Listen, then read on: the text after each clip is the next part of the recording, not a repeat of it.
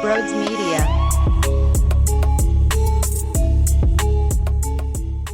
What is going on, everyone? Before we attack that horrendous sweep, ew.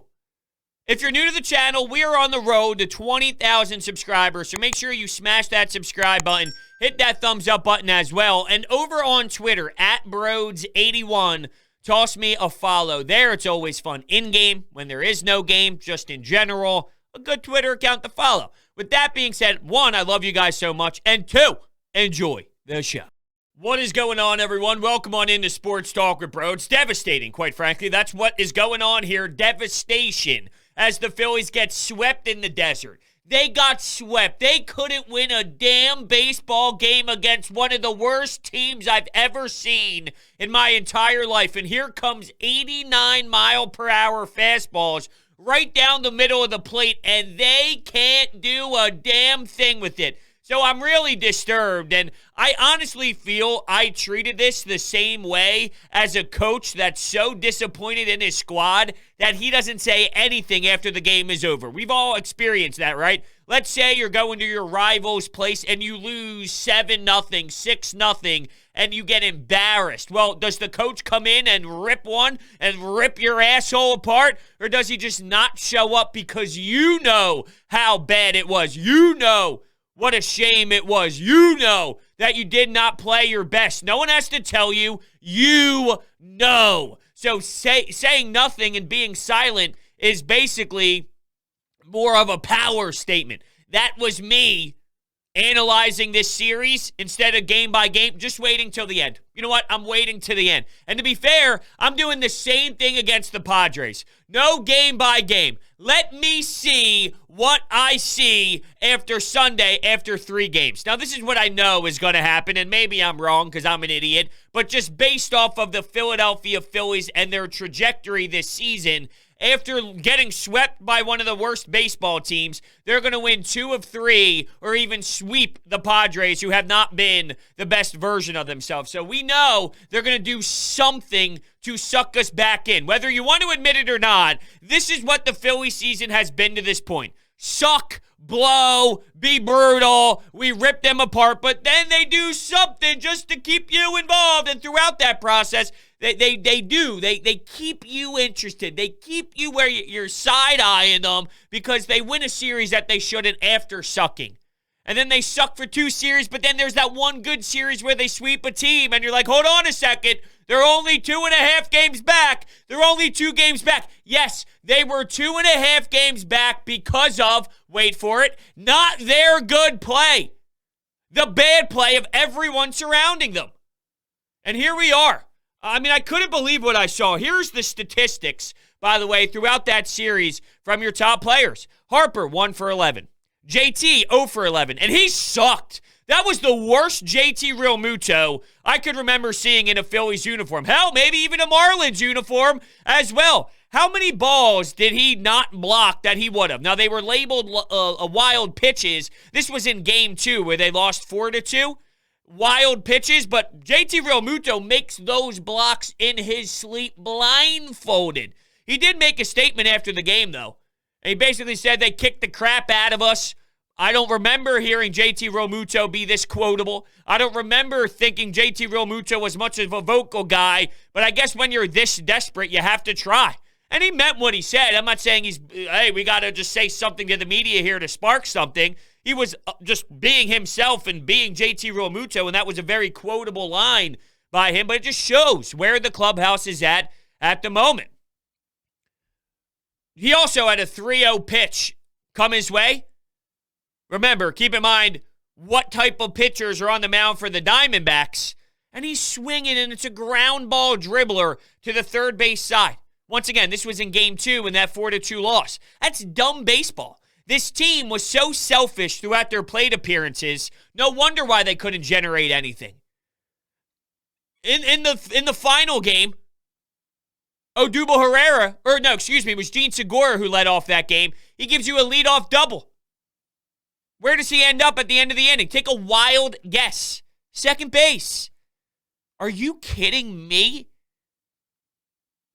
Come on now. What a joke. What a joke. Continuing, Andrew McCutchen, 1 for 11.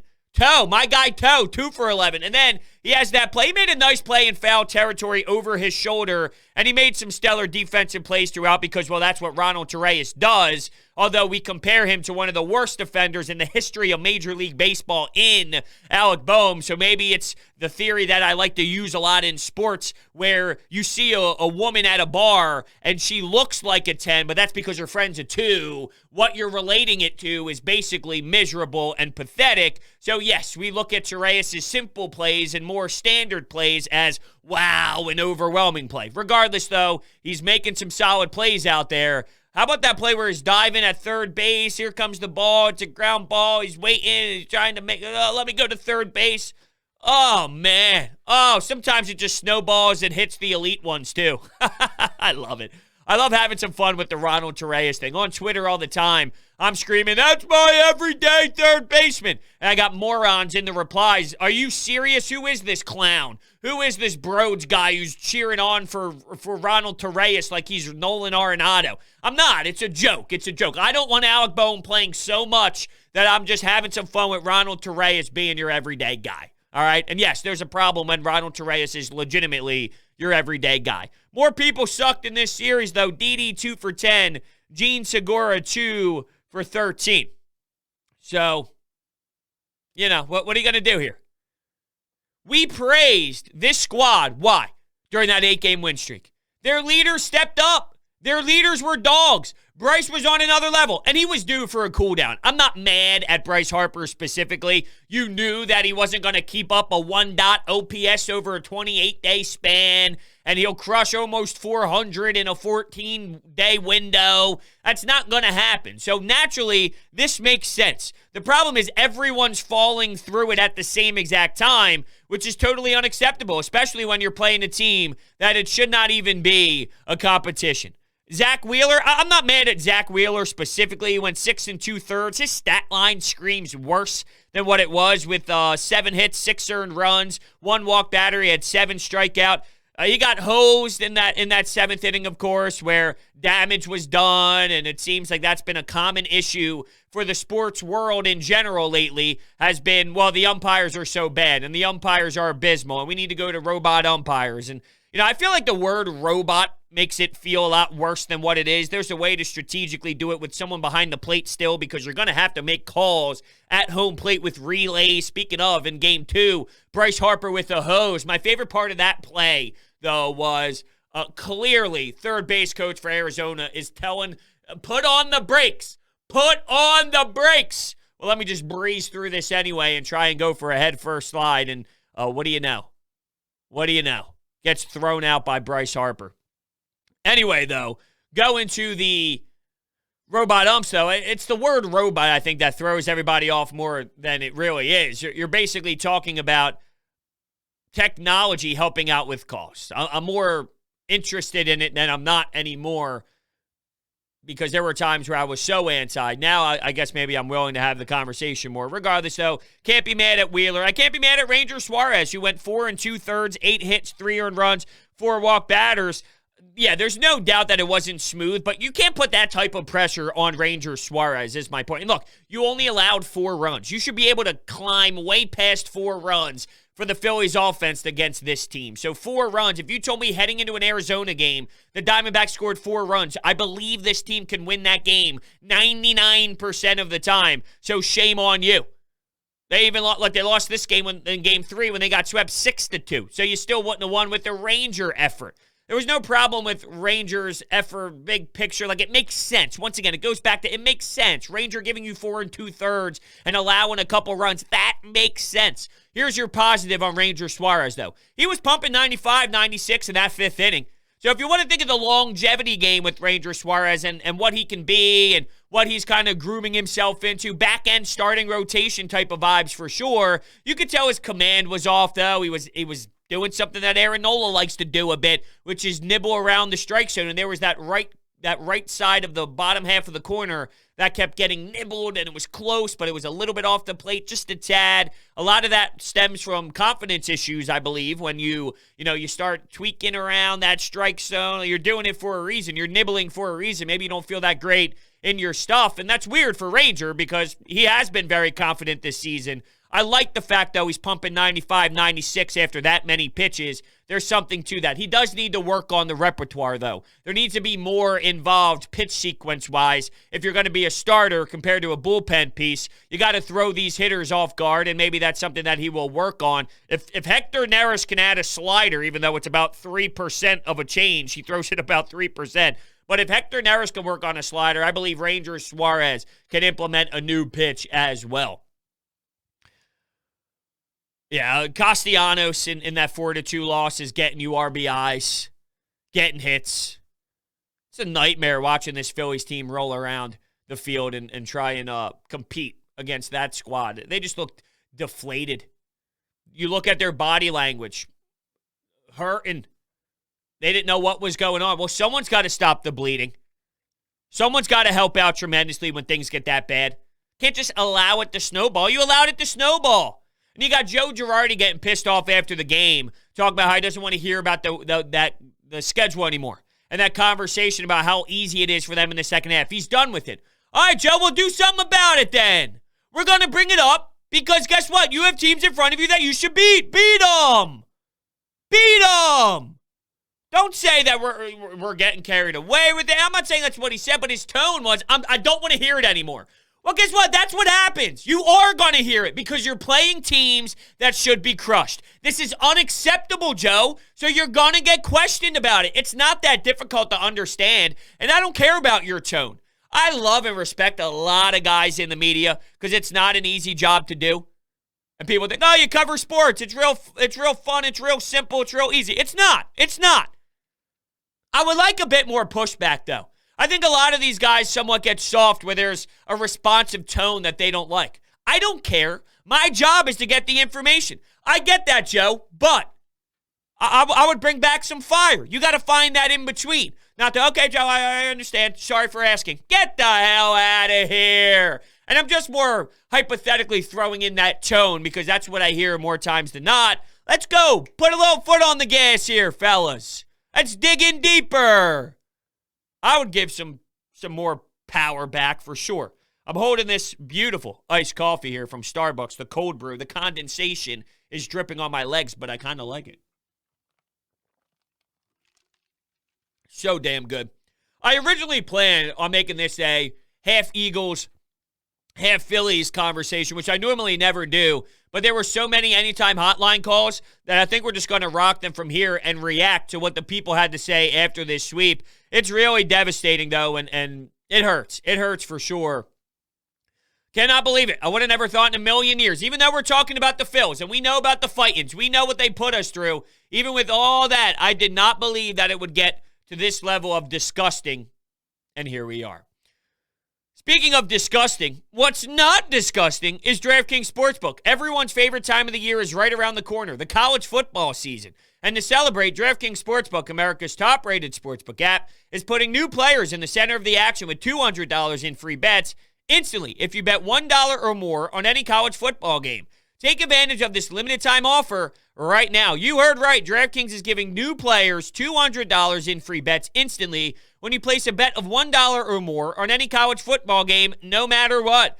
Download the DraftKings Sportsbook app now and use promo code Brodes to receive $200 in free bets when you place a $1 bet on any college football game. That's promo code Brodes to get your free $200 in free bets instantly for a limited time only at DraftKings Sportsbook. Must be 21 or older. Pennsylvania only. New customers only. Restrictions apply.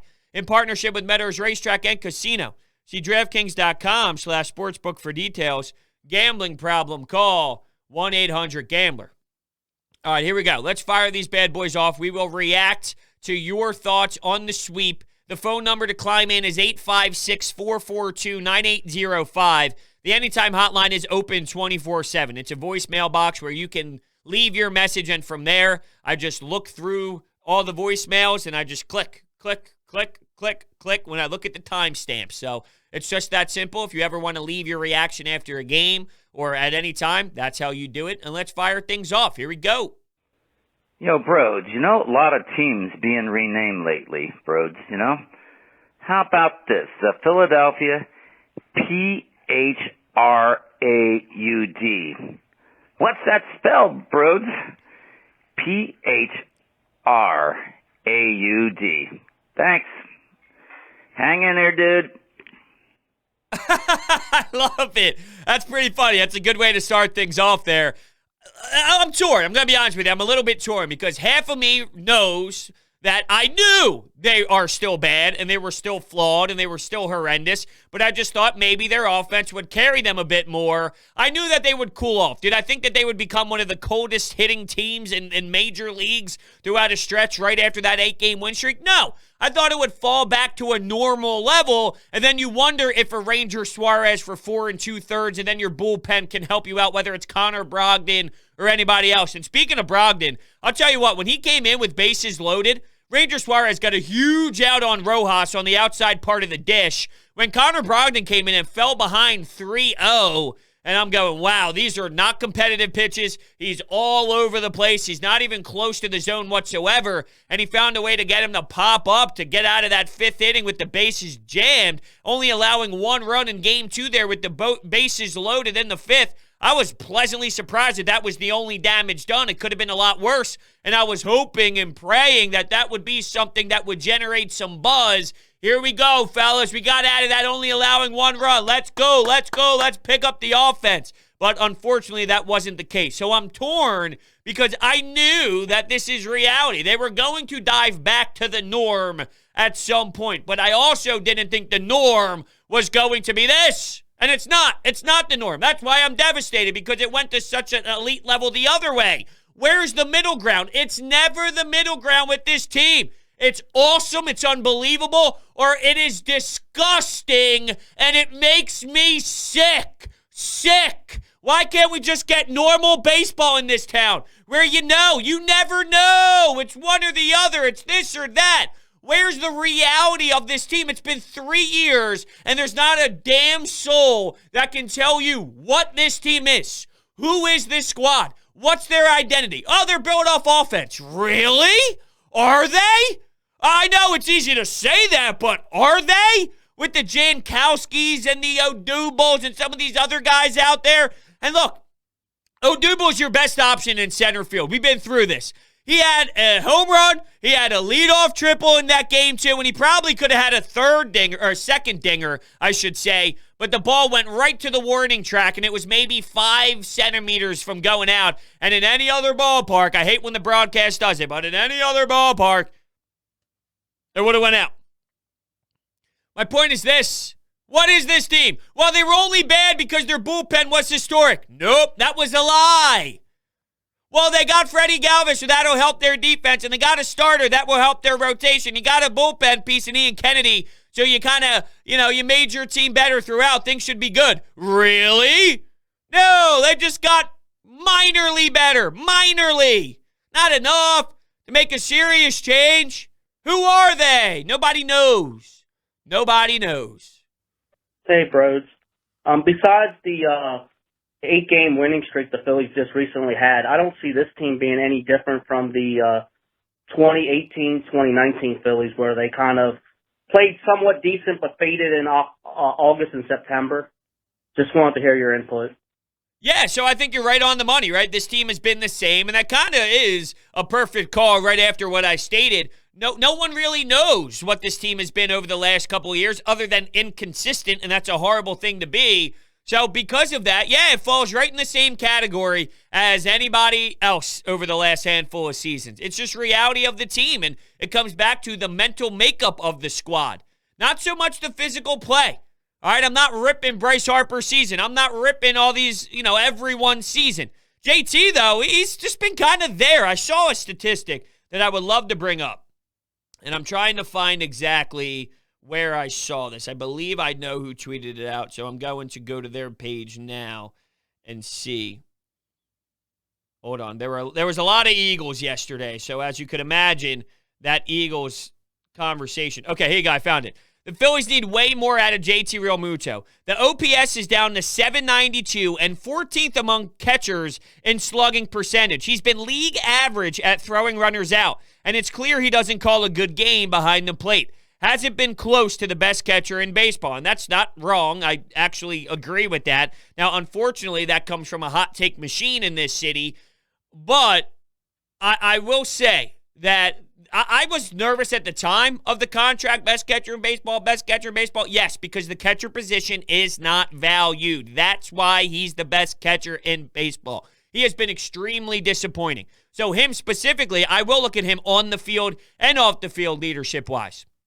Bryce, not on the field, but what's, and I know I'm not, look, it's not one guy. This is a baseball team with a bullpen, with starting rotation, with defense, there's so many reasons why this team is bad. Bryce Harper falls 30th on my list. I have no idea what just happened to my microphone there, but anyway, getting back to my point, Bryce Harper falls way, way deeper on my list than anything up at the top. I do believe, though, that it's fair to say, okay, Gabe Kapler was a moron and you needed more of a veteran presence in there to keep the culture together. Well, now here's Joe Girardi, who has been insanely respected all throughout the sport of baseball, has been a champion, and he looks the same way down the stretch. I don't know why this is. I'm not telling you it's a individual's fault. It's not just one person's fault, but it is fair to talk about leadership when this is multiple years in a row of just an insane collapse against teams that they should absolutely beat. This is the Arizona Diamondbacks, and they're losing, and it's this ugly? Come on. It's ridiculous. It really is. I can't believe it. I don't get it. Let's get to the next call. I look at this Phillies team and I'm just wondering one big lingering thing. Whether we get to the playoffs or not, how do you build off a team like this next year? They're so inconsistent. I feel like the assets, you can't really trade for much. McCutcheon's old as hell. Rhys Hoskins is good but not great. Alec Boehm is a prospect that's obviously shit the bed his sophomore year. I'm just wondering where we go with this. I'm looking at other people we can try and snag across the league you can try and get. I personally think we should try and go after Nolan Arenado. I know that's a big stretch, but the Cardinals are falling to hell, and I know he didn't want to be on the Colorado Rockies. Yeah, I think that's wishful thinking. That's more MLB The Show, be a GM mode than anything else, where you start plucking the best players around baseball and adding it to the Phillies. Andrew McCutchen, he's a free agent next year, and that's why you should have traded him at the deadline when I told you that this team should sell. I think it's a fantastic question. When you analyze this team, no matter what happens, and I know right now it's easy to say that they're just going to be out of it for the rest of time, and who knows, maybe they are. Maybe we'll never discuss them in a division race again this year because they lose the rest of the way, basically. Too much of a percentage to hang around. When you look at the future of this team, Dave Dombrowski, though, has a lot of ways to analyze this, and I really hope that he objectively removes himself from the situation and goes, okay, where do we begin to reshape this organization?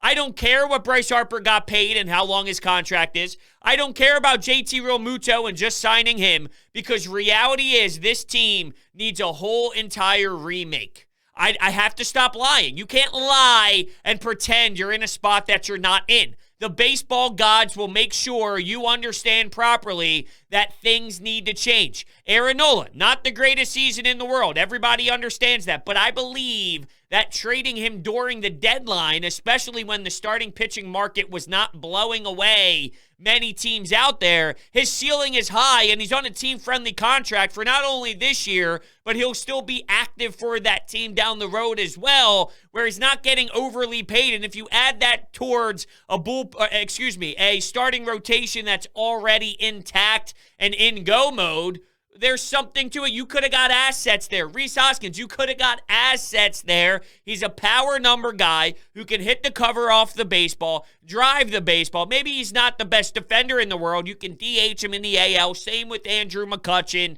You missed a spot. You missed an opportunity because you were close to the Mets because they were bad, not because you were good. It was all fool's gold. And you're seeing it now. Shame on me. I stay strong about this team being pathetic and staying true to knowing that they need to do so much internally with the core to get where we need to go as a franchise. But that 8-game win streak, I got sucked in. And I normally do better because I know that's what they do. That's who they are. They're a team that keeps you enough involved emotionally where they can play around with your feelings. So I should have known better. I'm truly upset with myself when I self-assess. Come on, dude. You got sucked into the 8-gamer. You normally do better than that. Ugh. Brodes, we just got swept by the Arizona Diamondbacks, one of the worst teams in baseball history. Playoffs are dimming. I don't know what's going on. These bats aren't hot. I can't do this anymore, Brodes. I can't watch. Zach Wheeler had a bad start. It's all right. It happens. He's the ace. He's allowed to have those. He's earned it. But the offense, we're just not paying off for him. Like, I don't know what's going on, Brodes. This is really it's getting on my nerves, and I'm going like. I want to take the girl I like to the Phillies game, but I'm kind of scared to now because they'll lose and I'll have a fit. No, that's funny. No, you still take her, though, man. You still got to experience the ballpark. Don't worry about the game. Tune the game out and make that background noise. Enjoy the Chicky and Pete's. Enjoy the Ritas. Get some ice cream. Have a cold one. Enjoy her presence. Talk to her. Hang out with her. It's all about that. I went with my fiance the other day. Maybe it was a couple weeks back now. Time's just flying by. But I didn't care what happened. Screw the game. And that's hard for me because I'm a binocular guy who's, if I'm 5 feet from the plate, it's like, come on, Blue! That's a 2-1 count, you jag off! Just screaming. I've never done that once in my life, but you get my point. That's normally how I analyze the game. Think about me during a 9-inning baseball game. You think I can just tone it out and pretend nothing's going on? Absolutely not. But I did. For that night, it was date night, and you know what?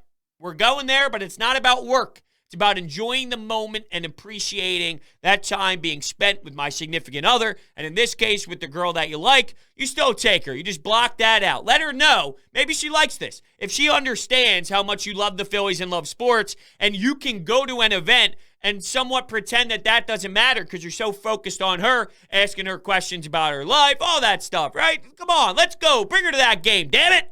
I want you there at that game with her. And I don't want you to look at one pitch.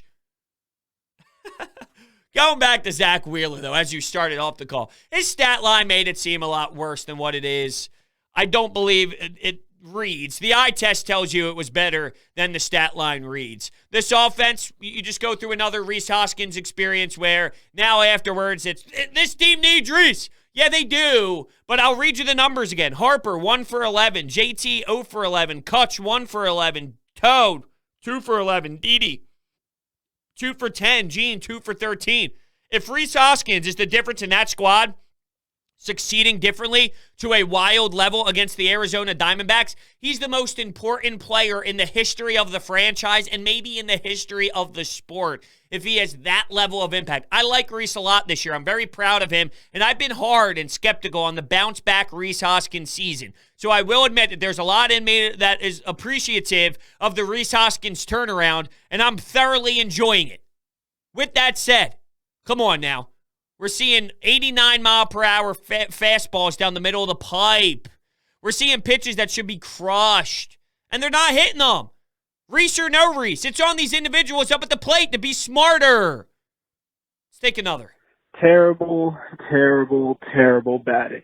If these guys want to even have like a snowball's chance in hell at making the playoffs, they got to knock this shit off because their bats have been completely dead the past 2 games. I mean, these guys are missing 88, 89, 91 miles an hour fastballs right down the middle against pitchers that fucking stink. So it's just tough to watch, and it's disappointing that we could be looking at, a possibility of getting swept by the Diamondbacks. So it looks like that call was after Game 2, and I hate to break the news to you. In Game 3, it was not much better, and the offense still sucked. I don't want to hear about what happened late when the game was basically over, and it was nonsense from that point. This team lost it way earlier in their offense. I mean, you get a leadoff double by Gene Segura, and my man doesn't move. It's just brutal, and that's been a common theme for this team. And as we've all mentioned, the pitches were very hittable. And I'm just pissed off because we saw the excitement of those 8 games, and nothing has felt that way in 3 years of Phillies baseball. That was the best rise we had with Red October, and it was just stripped from us so quickly. And I'm disappointed in this team because this team needs to recognize that this cannot happen. It's so damn unacceptable what we just witnessed. Come on now. They knew how we felt. You got fist pumps from Hector, Kyle Gibson, all these players during that Mets series. And a lot of that had to do with, 1, it was the weekend series. 2, there was a lot emotional with the franchise that series as well with some of the numbers. You also had Mets fans traveling, which always helps Citizens Bank Park with the fans. Because you could see the difference in the Cincinnati series and even a little bit of the Dodgers series as it was weekday games compared to the weekend. It was different. But you had us. You had the feel and the pulse of the city. You had us. And you let that slip. And that goes on you as a clubhouse. And with that being said, that's where we're going to shut it down here. I want to thank everybody so much for hanging in there and listening to this episode of Sports Talk with Brodes. And I will see you next time.